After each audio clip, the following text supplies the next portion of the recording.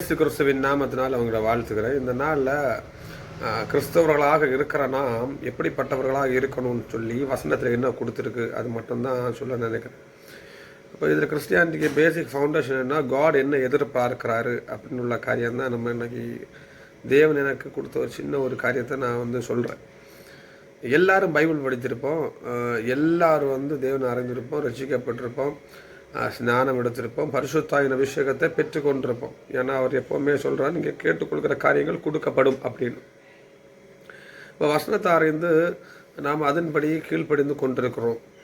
ஆனால் உண்மையிலேயே கிறிஸ்டியானிட்டியில் இயேசு கிறிஸ்து எதற்கு இந்த பூமிக்கு வந்தார்னு பார்த்தீங்கன்னா, நமக்கு மீட்பும் பொருளாக நமக்கு கொடுக்கும்படியாகும். இன்னும் சொல்ல போனால் நிறைய பேர் நம்ம கிறிஸ்டியனாக இருக்கிறவங்க கூட கிரைஸ்ட்டை நிறைய இடத்துல பறைசாற்றுறாங்க. எதுக்குன்னா, இயேசு கிறிஸ்து தான் மெய்யான தெய்வம் அப்படின்னு சொல்கிறாங்க. இப்போ நானும் மெசேஜ் கொடுக்குறதுனால சொல்கிறனால இப்போ நான் மெய்யான இயேசு கிறிஸ்து மெய்யான தேவன் சொல்கிறனால தான் இயேசு கிறிஸ்து காடாக இருக்கிறாரா? இல்லை, வசனத்தில் ஏற்கனவே எழுதியிருக்கு இயேசு கிறிஸ்து தான் உண்மையான தெய்வம். அதை யார் சொல்கிறா? நான் சொல்கிறேன். எழுதியிருக்க காரியத்தை தான் நான் என்ன பண்ணுறேன், சொல்கிறேன். நான் சொல்கிறனால தான் இயேசு கிறிஸ்து மெய்யான காடுன்னு ப்ரூஃப்னு கிடையாது. அப்போ இயேசு கிறிஸ்து வந்தது நான் கடவுள் என்று பறைசாற்றுவதற்கு அல்ல. ஏன்னா இயேசு கிறிஸ்துவ நீங்கள் பார்த்தீங்கன்னா ஒரு இடத்துலையும் அவர் அவரை மேற்கொண்டு காட்ட மாட்டார். என்னன்னா, நான் தான் தேவன், என்ன எல்லாரும் விசுவாசிங்க, இன்னையிலேருந்து புதிய ஒரு மாற்றம் வரப்போகுது, முன்னாடி ஆதி காலத்தில் இருந்தாலும் நான் தான் அப்படின்னு நேரடியாக ஒரு இடத்துலையும் அவர் பறைசாற்றுறதா இல்லை. அப்படி சொல்லியிருந்தாங்கன்னா இஸ்ரேல் ஜனங்கள் எல்லாரும் சேர்ந்து அவரை என்ன பண்ணியிருக்க மாட்டாங்க, கொண்டிருக்க மாட்டாங்க. அப்போ காட் வந்தது அவர் தான் உண்மையான தெய்வம்னு பறைசாற்றுவதற்கு அல்ல. ஆனால் இந்த நாட்களில் நாம் என்ன பண்ணிட்டு இருக்கிறோம்னா, அவர் தான் மெய்யான தெய்வம்னு சொல்லி பறைசாற்றும்படியாக நாம் எடுக்கிற ஒவ்வொரு காரியங்கள் என்னன்னு பார்த்தீங்கன்னா, ஒரு முஸ்லீம் சகோதரராக இருக்கட்டும், ஹிந்து சகோதரராக இருக்கட்டும், இல்லை கடவுளை அறியாதவர்களாக இருக்கட்டும், இவங்களுக்கு உள்ளாடி எல்லாம் போய் நம்ம என்ன பண்ணுறோம், ஆர்கியூமெண்ட்டோ டெபேட்டோ வச்சு என்ன பண்ணுறோம், ப்ரூஃப் பண்ணுறதுக்கு இயேசுதான் மெய்யான தெய்வம்னு ப்ரூஃப் பண்ணுறதுக்கு என்ன பண்ணுறோம், பைபிளை படிக்கிறோம். பைபிளை படித்து அதோட நிறுத்துறோமா? இல்லை. அந்த பைபிளை படித்து இன்னொரு ஆள்கிட்ட போய் நம்ம என்ன பண்ணுறோம், ஆர்கியூ பண்ணுறோம். பைபிளில் அப்படி கொடுத்துருக்கான்னு பார்த்தா கண்டிப்பாக கிடையாது. வசனத்தை எல்லாருக்கும் சொல்லணும். வசனத்தை எல்லாரும் சொல்கிற காரணம் என்னன்னா, ரட்சிப்பு இயேசு கிறிஸ்து இடத்துலேருந்து வருகிறதுன்னு தான் சொல்லணுமே ஒழிய, இயேசு கிறிஸ்து தான் மெய்யான காடுன்னு நம்ம சொல்கிறதுக்கு வேண்டி அல்ல நம்மளை தேவன் வைத்திருக்கிறாரு. இயேசு கிறிஸ்து தான் மெய்யான காடுன்னு பைபிளில் தெளிவாக கொடுத்துருக்கு. அது எல்லா ஜனங்களுக்கும் தெரியும். ஒருவேளை தெரியாமல் இருந்தால் நம்முடைய கேரக்டர் மூலியமாக அதை நம்ம என்ன பண்ணணும், வெளிப்படுத்தணும்.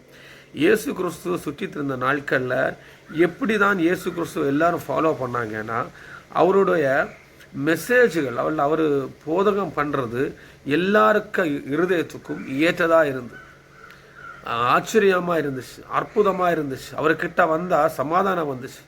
அவர்கிட்ட அவர் வஸ்திரத்தை தொட்டால் விடுதலை நடக்கு. அவரோட பேச்சை கேட்டு 3 நாள் சாப்பிடாமல் இருந்திருக்கிறாங்க. நம்முடைய பேச்சை கேட்டு 3 நாள் யாராவது நம்ம கூட இருந்து வசனத்தை கேட்குறாங்களா? அப்படி கேட்கறதற்கு அவங்களுக்கு முடியலைன்னா நாம் அந்த அளவு இல்லைன்னு அர்த்தம். ஏன்னா பரிசுத்த ஆவியானவர் நமக்குள்ளாடி செயல்பட்டு கொண்டிருக்கிறார். அதே பரிசுத்த ஆவியானவர் தான் இயேசு கிறிஸ்து உள்ளாடி இருந்தார். அந்த பரிசுத்த ஆவியானவர் அங்கே இருக்கிற நேரம் இவ்வளவு 3 நாள் மெசேஜ் கேட்குறாங்க. இயேசு கிறிஸ்து சந்தை வெளியில் போன பொழுதோ, கடற்கரை போன பொழுது, வீட்டில் போன பொழுது எல்லாரும் திக்கி நெருக்கி நின்றார்கள் வசனத்தை கேட்கும்படியாக. வசனத்தை கேட்க வந்தவர்களுக்கு எல்லாமே தேவன் என்ன கொடுத்தாரு, விடுதலையை கட்டளையிட்டார். அப்போ இதுக்கு உள்ளாடி மறைந்திருக்கிற ஒரு காரியம் என்னன்னா, இயேசு கிறிஸ்துவின் அன்பு அவருடைய சுபாவத்திலே வெளிப்பட்டது, அவர் நடந்தப்போ வெளிப்பட்டது, அவருடைய கேரக்டரில் வெளிப்படுது, அவருடைய பேச்சில் வெளிப்படுது. அவர் செய்கிற ஒவ்வொரு காரியத்தில் இயேசு கிறிஸ்துவுக்கு அன்பு வெளிப்பட்டுட்டே இருந்து, இந்த அன்பு தான் நமக்கு கிட்ட கண்டிப்பாக என்ன ஆகணும், வெளிப்படணும். ஆனால் நம்மக்கிட்ட வெளிப்படுறது என்னன்னா, நாம் படித்து கொண்ட வசனத்தை நாம் எல்லாருக்கும் போதிக்கிறோம்.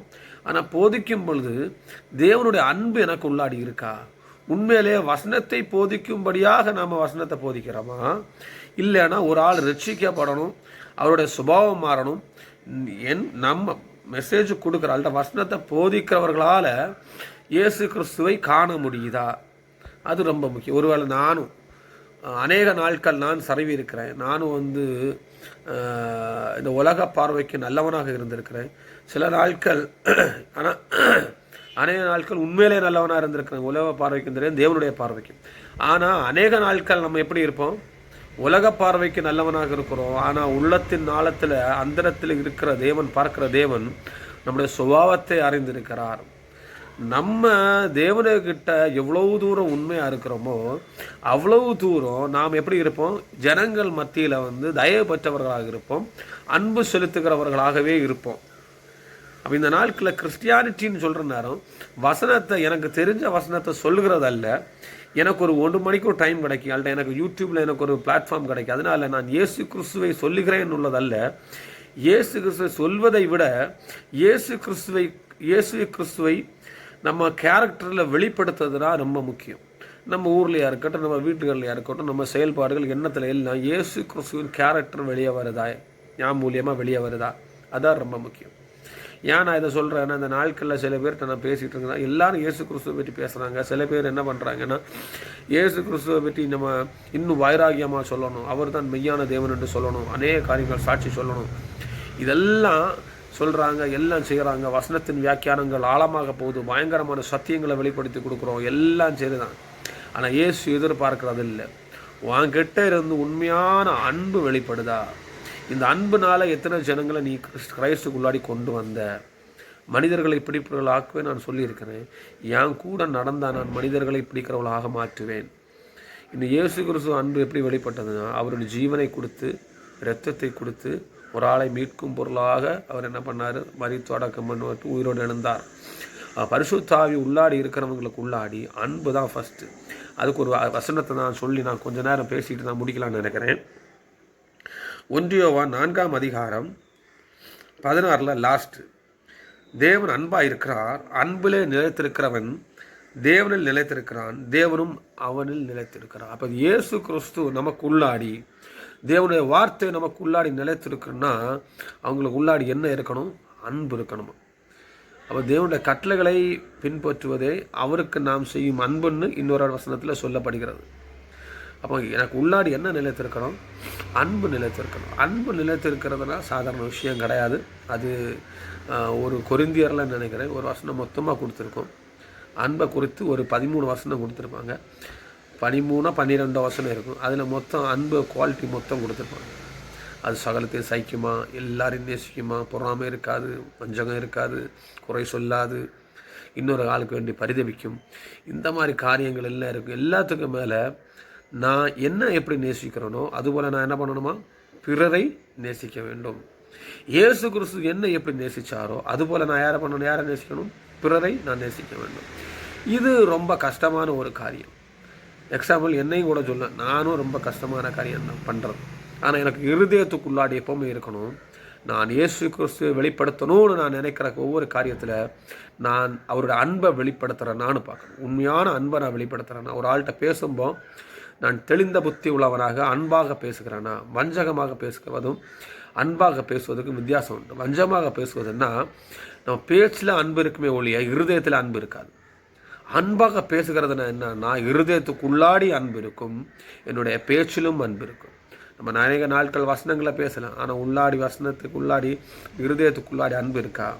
ஒரு ஆத்மாவுக்கு நான் எப்படி பிரயாசப்படுறணும்னு பார்த்தீங்கன்னா, உள்ளாடி அன்பை வைத்து விட்டு நாம் பேசுகிறவனாக இருக்கணும். அதான் ரொம்ப முக்கியம். இப்போ இந்த நாட்களில் நம்ம யூடியூப்லேயே இருக்கட்டும், நம்ம பேசுகிற காரியமாக இருக்கட்டும், அநேக இடத்துல அநேக பேர் சொல்லலாம், கிறிஸ்டியானிட்டியை நீங்கள் வந்து பவர்ஃபுல்லாக வெளியே கொண்டு வரணும், இது எழுப்புதல் நாட்கள், இந்த மாதிரி செய்யணும், வைராக்கியமாக சுவிசேஷம் சொல்லணும். கண்டிப்பாக எல்லாம் தேவை தான், தைரியமாக சுவிசேஷம் சொல்லணும். ஆனால் அந்த தைரியத்துக்கு உள்ளாடி என்ன இருக்கணும்னா அன்பு இருக்கணும். அன்பு இல்லாமல் தைரியம் வச்சுட்டு காரியமே கிடையாது. அன்பு எல்லாத்தையும் சைக்கிள்னு சொல்கிறாங்கல்ல, அன்பு இருக்கிற இடத்துல நம்மளுக்கு எத்தனை பேர் என்ன இழந்தாலும் நம்முடைய நோக்கமும் பார்வையும் ஒன்றாக தான் இருக்கும். நான் இயேசு கிறிஸ்துவை வெளிப்படுத்துக்கிறவனாகவே இருக்கணும் அப்படின்னு. ஒரு வேளை என்ன ஒரு ஆள் ஏதாவது கோபமாக திட்டினார்னா, ஒரு வாட்டி கேட்கலாம், 2 வாட்டி கேட்கலாம், 3ஆவது வாட்டி நான் திருப்பி பேசுகிறதா இருந்துச்சுன்னா, தேவன் எனக்குள்ளே வாசம் செய்கிறவராக இருக்காருன்னு பார்த்தீங்கன்னா கம்மி இருக்க மாட்டார், ஒதுங்கிடுவார்.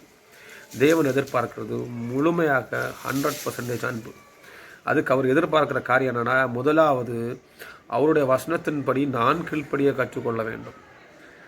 ஆட்கள் என்னை பார்த்தாலும் பார்க்காட்டாலும் என்னுடைய மனசாட்சியின் பிரகாரம் தேவன் எனக்கு உள்ளாடி வாசம் செய்கிறார் என்ற ஒரு எண்ணம், இவருக்கு உள்ளாடி பரிசுத்தாவி இருக்கு, நான் ஸ்நானப்பட்டவன், நான் ரட்சிக்கப்பட்டவன், நான் மறுபடியும் பிறந்தவன், உலகத்தார் எப்படி இருக்கிறாங்க, ஜனங்களுக்கு வேண்டி நான் என்ன செய்கிறேன் அல்ல, நான் முதலாவது தேவனுடைய பார்வைக்கு உண்மையும் உத்தமனாக இருக்கிறேனா, என்னுடைய இருதயம் உண்மை உத்தமமாக இருக்கா.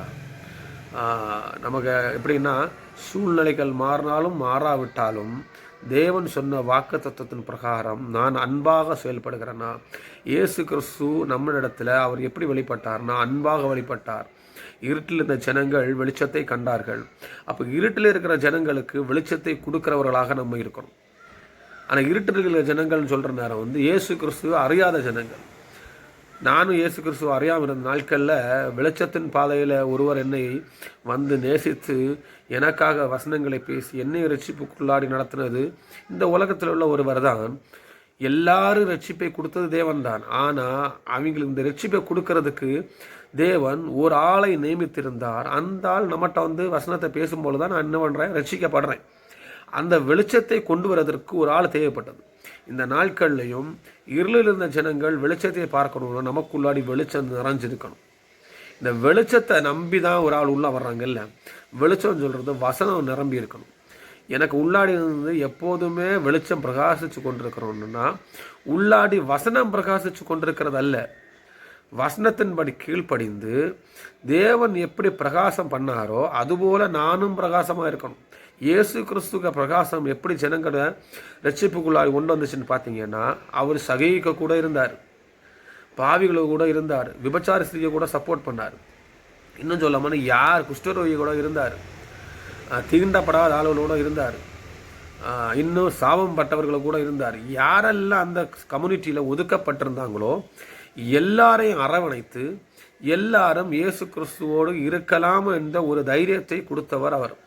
எப்படி கொடுத்தாருன்னு பார்த்தீங்கன்னா வசனம் அவளுக்கு உள்ளாடி இருந்துச்சு. அந்த வசனம் இன்னொரு ஆளுக்கு வெளிச்சமாக பிரகாசிச்சு.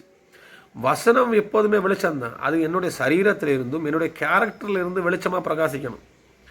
என்னை நம்பி வருகிறவங்களுக்கு நான் என்னுடைய பேச்சு, என்னுடைய நடக்கைகள், என்னுடைய காரியங்கள் எல்லாம் அவங்களுக்கு உண்மை உத்தவமாக இருக்கத்தக்க வண்ணமாக இருக்கணும். அநேக நாட்கள் நானும் சருகி போயிருக்கிறேன், இன்னமும் சருகி கொண்டு இருக்கிறேன், இன்னும் நான் திருந்தி கொண்டு தான் இருக்கிறேன்.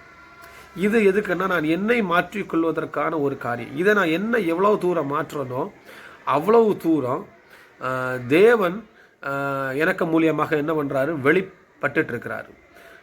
இதுதான் ரொம்ப முக்கியம். நம்ம கிறிஸ்டியன் லைஃப்பில் அநேக இடத்துல தவறி போகிற காரணமே இதுதான். நம்ம மெசேஜை பேசுகிறோம், ஃபாஸ்டிங் இருக்கிறோம், அது இருக்கிறோம், இது இருக்கிறோம், எழுப்புதலுக்கு நிச்சயம் பண்ணுறோம், அநேக காரியங்களை செய்திருக்கிறோம். உள்ளாந்த மனுஷன் அனுதினமும் தேவனோடு சார்ந்திருக்கிறாங்களா, அதான் ரொம்ப முக்கியம். அது ஜனங்களுக்கு தெரியாது, நம்ம கூட இருக்கிறவங்களுக்கு தெரியாது, நம்ம ஃப்ரெண்ட்ஸுக்கு தெரியாது, நம்ம குடும்பத்தாருக்கு தெரியாது.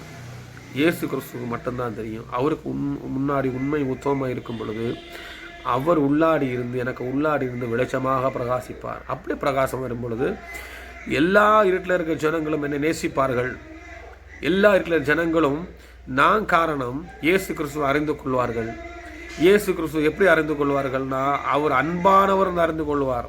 அவர் மிகவும் இறக்க குணங்களை அறிந்து கொள்வார். எப்படி அறிந்து கொள்வாங்க, நம்ம சொல்கிறனால இல்லை, நம்ம செயல்பாடுனால இவங்களே இப்படி அன்பாக இருக்கிறாங்க, இவங்களே இவ்வளோ மாற்றத்துக்குரியவராக இருக்கிறாங்க, அப்படின்னா இவர் போதிக்கிற இயேசு எப்படிப்பட்டவராக இருப்பாங்க, அப்படி ஒரு சாட்சி அவளுக்குள்ளாடி வரும். இந்த நாட்களில் கிறிஸ்டியானிட்டி நம்ம படித்ததை வியாக்கியானம் கொடுக்கறதுக்கோ இல்லை அநேக பேர்கிட்ட இயேசு கிறிஸ்து தான் உண்மையான தேவனை வெளிப்படுத்துறதுக்கு வேண்டி ஓடுகிற ஓட்டமோ, ஒரு டிபேட்டில் போய் அல்லது ஆர்கியூமெண்ட்டில் போய் நான் வெற்றி பெற்றேன்னு சொல்வதற்கோ, எனக்கு எல்லாம் தெரியும்னுள்ள இதில் எல்லாரும் வாங்க என்னுடைய ஞானத்தை கவனியுங்கள் என்று சொல்லுகிறதற்கு அல்ல.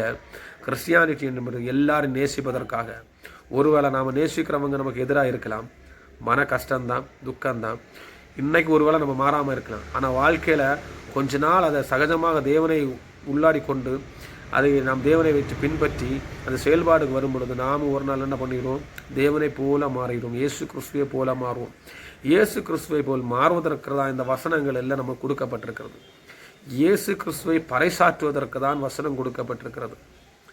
ஏன்னா நம்ம வாழ்க்கைன்னு சொல்கிறத இன்னொரு ஆளுக்கு வேண்டி தியாகம் செய்கிறதா இருக்கணும். அதுதான் கிறிஸ்டியானிட்டி. இயேசு கிறிஸ்து அதான் பண்ணார்.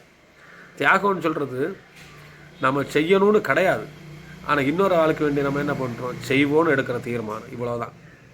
நம்ம செய்யணும்னு கிடையாது, ஆனால் இன்னொரு ஆளுக்கு வேண்டி நான் எடுக்கிற தீர்மானம் தான் தியாகம். நான் இப்படி மாறுகிறேன், உங்களுக்கு வேண்டி நான் மாறுகிறேன். ஏன்னா பரிசுத்த தேவன் இயேசு கிறிஸ்து நாம் ரட்சிக்கப்படணும்னு சொல்லிட்டு அவரை தாழ்த்தி எல்லாருக்கும் முன்பாக அவமானப்படுத்தப்பட்டவராக நமக்கு முன்பாக நின்று நமக்கு ரட்சிப்பை கொடுத்தார். அதனால் ஆனால் அவருக்கு அவர் செய்யணும்னு தேவை கிடையாது. அவர் பரிசுத்த தேவன். நாமளும் பரிசுத்தத்தில் எவ்வளோ தூரம் உயர்ந்திருக்கிறோமோ அதை நாம் பரிசுத்தவான்கள்னு சொல்வதற்கல்ல, நம்மை நாம் தாழ்த்தி, எப்பா நான் கரெக்டாக இருக்கிறது எனக்கு இயேசு கிறிஸ்துக்கும் தெரியும், ஆனால் நான் உங்களுக்கு வேண்டி, இன்னொரு ஜனங்களுக்கு வேண்டி, இருட்டில் இருக்கிற ஜனங்களுக்கு வேண்டி, தேவனை நான் என்னை ஒரு விஷயம் கூட தாழ்த்துக்கிறேன், இன்றைக்கு ஒரு விஷயம் கூட தாழ்த்துக்கிறேன். தாழ்ந்து தாழ்ந்து தாழ்ந்து எவ்வளோ தூரம் தாழணும்னா, இன்னொரு ஆத்மாவுக்கு வேண்டி ஜீவனை கொடுக்குற அளவுக்கு தாழணும். இன்னொரு ஆத்மா ரட்சிப்படைவதற்கு நான் என்ன தியாகமும் சகிக்கும்படியாக தாழணும். அப்படி ஒரு தாழ்மையை தான் தேவன் எதிர்பார்க்கிறாரு.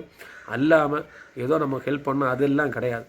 இயேசு கிறிஸ்துவை நாம் பறைசாற்றுவதற்கு அர்த்தம் என்னன்னா, நம்மை தாம் வெறுத்து தாழ்த்து இன்னொரு ஆளுக்கு வேண்டி நாம் தியாகத்தை செய்ப்பது தான் தேவன் எதிர்பார்க்கிற ஒரு கிறிஸ்டியன் லைஃப். அப்படி ஒரு வாழ்க்கை நம்ம வாழுமாக தேவன் நம்மளை ஆசீர்வதிப்பாராமே.